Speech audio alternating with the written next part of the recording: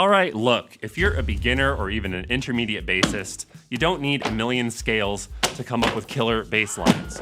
All you need are just these 5 simple notes. 5 easy-to-learn notes, powerful enough to create bass lines like these. 5 notes that get you out of boring root note jail free without stumbling on the wrong note in the middle of a jam. What are these 5 magical notes? Say hello to the pentatonic scale, used in all styles of music for bazillions of years to make dope riffs.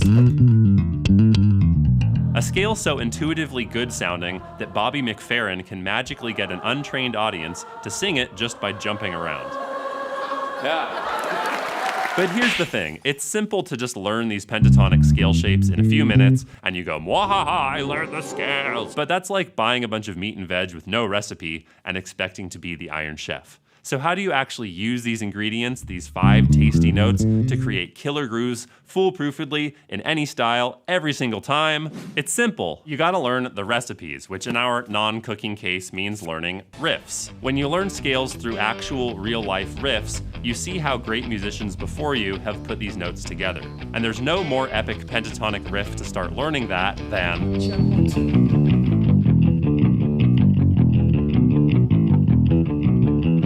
By learning this riff, you can skip the pain of memorizing note names or what whole steps and half steps there are in the scale. If you just play through these notes, you uncover your first pentatonic scale shape. A shape is a visual pattern the notes make on the neck, so you can find your way around easily. And the easiest way to learn shapes is by learning actual riffs that you enjoy playing, like this. And the cool thing about these shapes is you can move them around the fretboard and they still work, even if you have to change your fingering like I just did when losing those open strings. So now you know a pentatonic scale shape, and you should instantly be able to come up with stuff just as cool as Bomb Track and be immediately inducted into the Rock and Roll Hall of Fame. I'd just like to thank the A string, the D string, and oh gosh, who could forget the E string? Well, not so much, because the 5 notes are the ingredients, and the scale shape gets those ingredients prepped on the counter for you, but you still need to study the recipe, how to mix the ingredients in what amounts to cook up your own tasty riffs. And I hope you're enjoying the seamlessness of this analogy. So here's how they cooked up that Bomb Track riff with a simple 3-step recipe. Step 1, the riff starts on the root note, the low starting note of the scale shape that tells your listener what key you're in or what cuisine you're trying to cook up.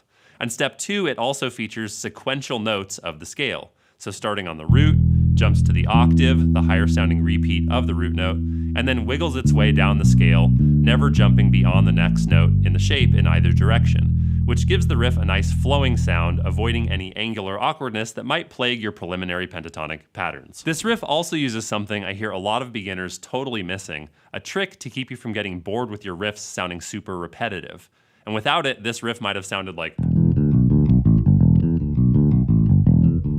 and you'd be super sick of hearing it. But Bomb Track keeps you coming back by using the 3rd step, longer musical phrases. So the initial riff goes like this, but then there's a slight change the second time around. Then it goes back to the original, then there's another variation in the 4th bar, so instead of hearing the same thing 4 times, you hear one long, interesting riff. But is this 3-step Bomb Track recipe really enough to turn your 5 notes into something tasty? Let's find out. Here's the same scale shape, starting on a G, and here's a kind of crappy riff. That's not very good, right? Thanks, I came up with it myself.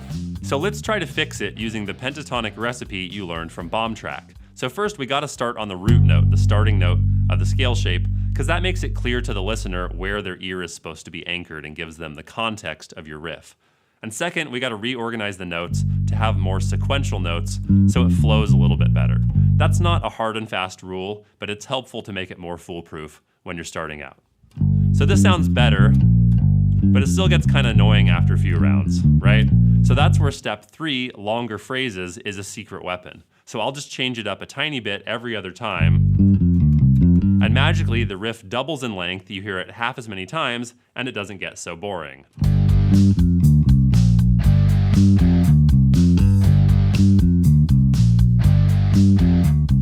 So you've got to start cooking up cool pentatonic riffs, but to draw on the full power of 5 notes, you're going to need a few more riffs in your back pocket. And here's the problem. You just learned the static shape, static meaning no shifting your fingers around the fretboard required, and you can use this static shape to come up with tons of great pentatonic riffs. But other riffs won't really work with this shape, like this banger.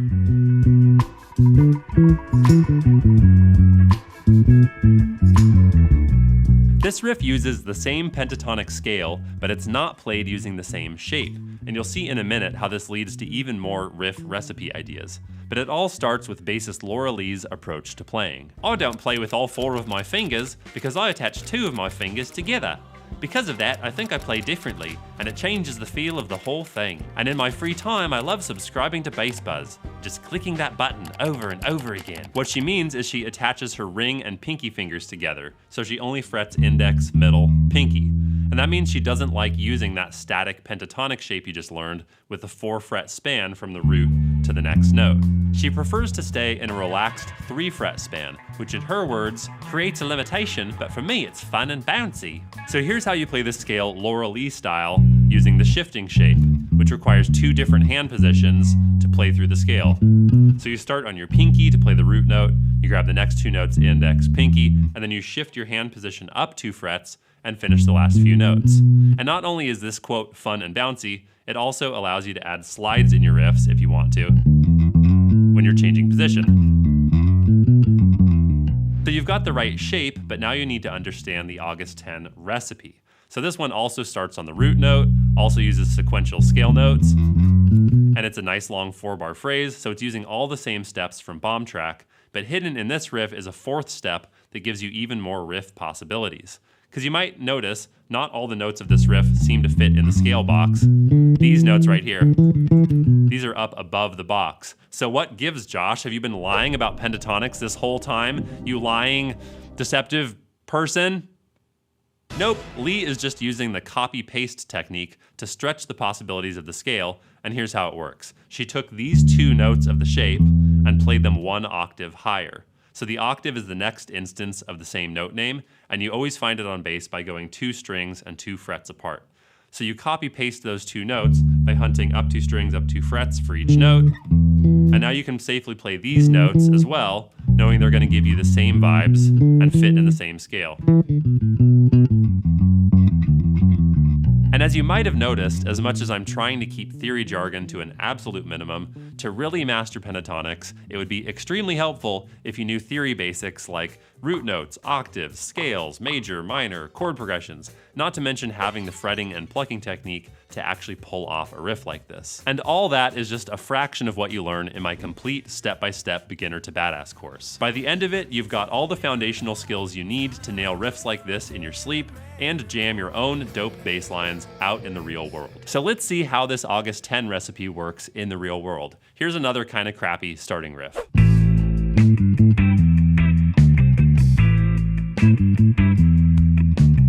So let's run this through the recipe steps. Starting on the root note, check. Sequential notes, sure, but that move I'm trying to do here is not working well with the static shape. So if I switch to the shifting shape, those notes end up on the same string, and this riff flows a lot better for my hands. So that's better, but it's still a little bit boring. So let's use the copy-paste technique like Laura Lee did to expand the note options. Plus we'll lengthen the phrase, and now we have this much closer to Khruangbin level coolness.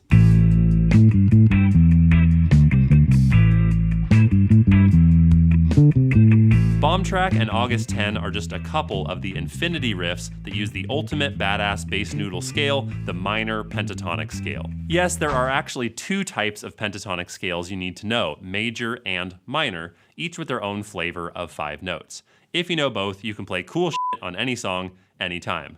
So you just learned 2 shapes to play the minor pentatonic, which is the scale for wiggling your fingers around and sounding automatically badass. But learning minor pentatonic only gets you halfway there, because what if a happy sounding major key song comes along and clashes with your badass minor pentatonic vibe? To cover your ass in this other 50-ish% of songs, you'll need the scale that's used ever so elegantly in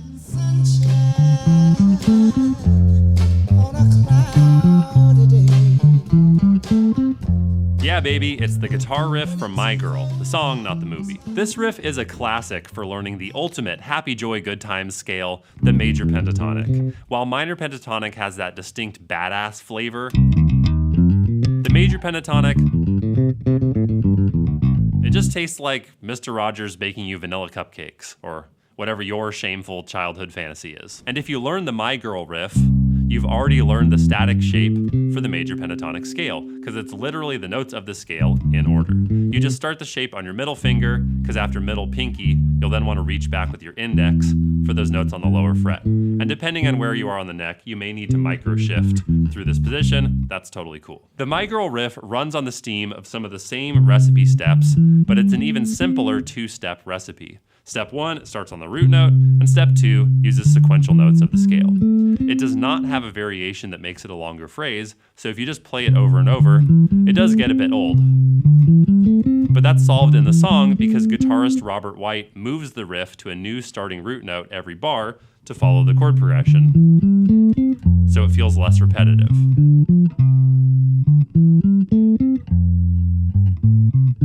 And because the major pentatonic scale is so damn friendly, simple recipes work well, and it's actually pretty hard to play anything bad as long as you start on the root note.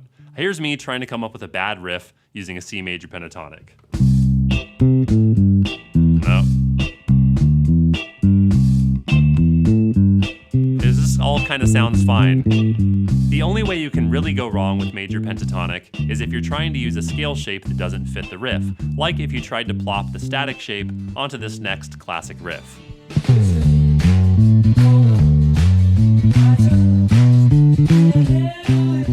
Just like with minor pentatonic, it's important to learn the shifting shape so you can really cook up any pentatonic dish. Try to play this riff with the static shape and it sounds like this.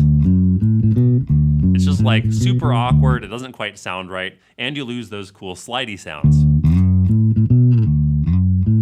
So the crazy little thing called the shifting shape looks like this. Again, you can keep that Laura Lee relaxed hand and just fret index pinky, and the shape isn't better than the static shape, it just gives different sounds. It works great for this riff, but it wouldn't work as well for My Girl. It just feels clunky, it doesn't sound quite right, so knowing both shapes gives you maximum creativity. And this riff really shows you how to leverage that shifting shape. First of all, we're starting on the, you guessed it, root note, ding ding ding, playing mostly sequential notes, we're just skipping over the second note in the shape. And this is actually a super common blues pattern that Deaky adapted. But what really makes it juicy is the bass slide he incorporated in those position shifts. A slide that's not possible with the static shape because that note would be over here on another string and there'd be nowhere to slide to.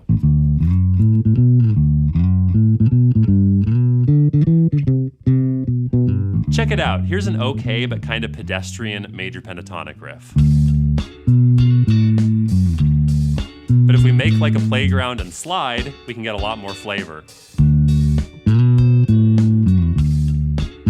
You can get a similar effect using hammer-ons and pull-offs.